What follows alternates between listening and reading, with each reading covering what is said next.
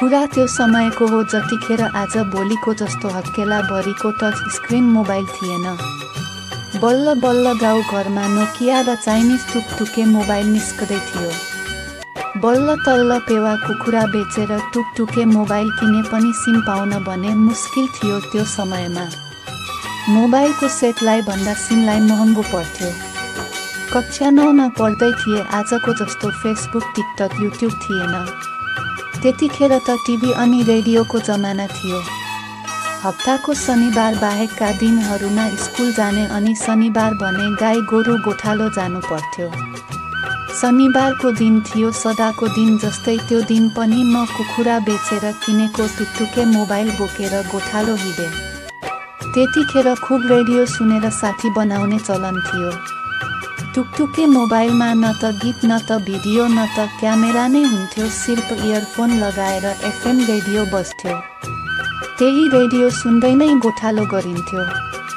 Radio सुन्दै गोठालो गर्ने क्रममा एक दिन के साथी बन्ने हो कार्यक्रम मार्फत आफ्नै जिल्लाको सनम बन्ने एकजनाको फोन नम्बर टिपेर मिसकल हाने। केही बेरपछि उताबाट फोन कल आयो अनि सामान्य परिचय भयो हाम्रो। उसको नाम सनम रहेछ। कक्षा 10 मा पढ्दै रहेछ। जिल्ला एउटै भए पनि हाम्रो गाउँ भने फरक थियो अनि निकै टाढा पनि।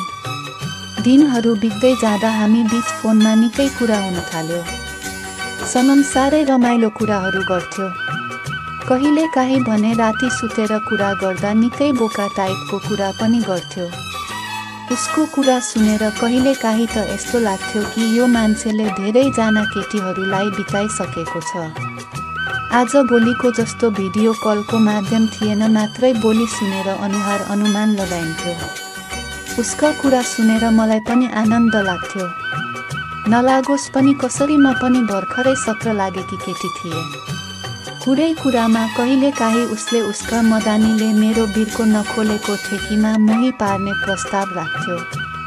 उसको प्रस्ताव सुनेरै भए पनि आफूलाई आनन्दित तुल्याउँथे किनकि मलाई कौतूहलता हुने गर्थ्यो उसका सप्रेको मदानीले मेरो बिर्को खोल्न बाँकी ठेकीमा मोही पार्दा कस्तो होला भनेर।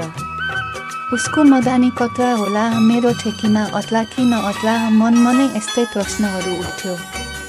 दिन बित्दै जाँदा निकै महिनापछि हामी एक दिन भेट्ने सल्लाह गर्यौँ। ऊ सदरमुकाम आउने भयो, म पनि जाने भएँ। उसकाबाट सदरमुकाम आउन र मेरोबाट सदरमुकाम जान झन्नै बराबरको बाटो पर्थ्यो। शनिबारको दिन थियो। शनिबार सदरमुकाम बजारमा शनिबारे हाट लाग्थ्यो। त्यही हाटमा भेट गर्ने सल्लाह बमोजिम म घरमा बजार जाने भनेर सदरमुकामतर्फ लाग्छु। 3 घण्टाको उकालो ओह्रालो पार गरेर म दिउँसोको 4 बजे जस्तो सदरमुकाम पुगे। फोनमा कुरा हुने भएकोले भेट्न त्यति कठिन भएन। म भन्दा पहिले नै ऊ आएर एउटा सानो होटलमा बसेको रहेछ। लजाउँदै लजाउँदै म पनि त्यही उसले भनेको होटलमा पुगे। मेरो हाइट डल्ली डल्ली भए पनि सनम भने निकै अग्लो र मोटो पनि रहेछ, गोरो र ह्यान्डसम पनि रहेछ। हामी दिनदिनै फोनमा कुरा हुने र जिस्किने हुनाले भेट भएपछि नजिकिन सामान्य नै भयो। केही छिनमै हामी नजिकिहाल्यौँ। त्यो होटलमा हामी गफगाफ गर्दै खाजा साजा खान लाग्यौँ। चाउमिन, मोमो। सनम भने हल्का सेन्टेरेन पनि उडाउँदो रहेछ। उसले चाहिँ 1 गिलास लोकल सेन्टेरेन पनि लगायो। साउन भदौको महिना थियो। बाहिर पानी सिमसिमाइरहेको थियो। हामी त्यो सानो होटलको भित्री कोठामा थियौँ। बाहिरबाट झट्टै कसैले नदेख्ने। पहिलो भेटमै केही समयमै हामी निकै क्लोज भइहाल्यो। एक अर्काको फोन साटासाट गरेर हेर्न थालिसकेका थियौँ। घरिघरि उसको मोबाइल खोज्ने बहानामा उसले मेरो हिमाल चुली झै ठडिएको भोगटेका दानाहरू छुन थालिसकेको थियो। उसको त्यो छुवाइले मेरो शरीरभरि करेन्ट पैदा गरिदिन्थ्यो। जिस्किँदा जिस्किँदै झमक्कै साँझ परिसकेको थियो। रात पर्न लागेकोले म घर जाने कुरा गरेँ, तर सनमले आज यतै बसेर भोलि मात्रै जाऊ भन्न थाल्यो। हुन पनि घर पुग्न 3 घण्टा जस्तो लाग्थ्यो। फेरि पानी पनि परिरहेको, बाटो पनि चिप्लो थियो। अँध्यारो हुन लागेको थियो। म दोधारमा परेँ। के गर्ने के नगर्ने सोच्नै सकिनँ। जाऊ भने रात परिसकेको थियो, बसौ भने घरमा के भनेर बस्ने। फेरि सनमले मेरो बिर्को खोल्न बाँकी ठेकी बिगारिदिने पो हो कि भन्ने डर पनि थियो। निकै बेरको सोचाइपछि बस्ने निदो गरे, तर अर्कै ठाउँमा गएर बस्ने प्रस्ताव गरे सनमसँग। किनकि त्यो होटल बाटोमै पर्थ्यो, गाउँको चिने जानेकाहरू पनि पस्ने गर्थ्यो त्यो होटलमा। सनम पनि मेरो कुरामा सहमत भयो अनि हामी त्यहाँबाट निस्किएर अलि भित्रको बाटो नपर्ने होटलमा गएर बस्यो। त्यो होटलमा गएर खाना साना खायो सोनमले भने। फेरि 2 गिलास जति लोकल सेन्टेरेम हान्यो अनि हामी सुत्ने तर्खरमा लाग्यो। कोठामा 2वटा खाट थियो, एउटामा म अनि अर्कोमा सनम सुत्ने सल्लाह भयो।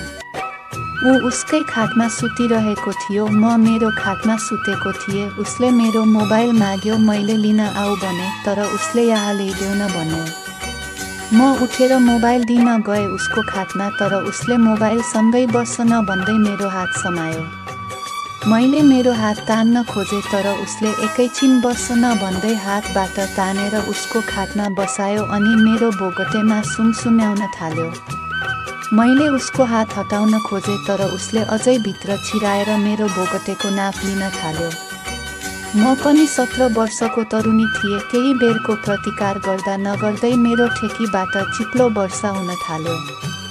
सनमको मदानी त अगाडिबाटै रेडी भइसकेको थिएछ।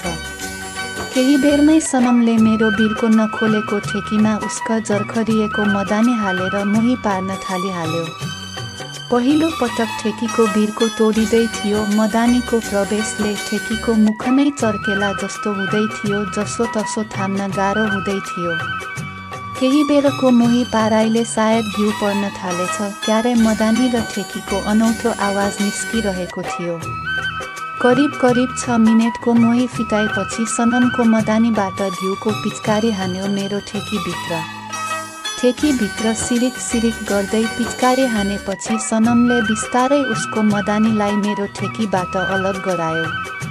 त्यो रात सनमले 5 पटक मेरो ठेकीमा मोही पार्यो अनि भोलिपल्ट बिहान हामी त्यो होटलबाट निस्क्यौँ।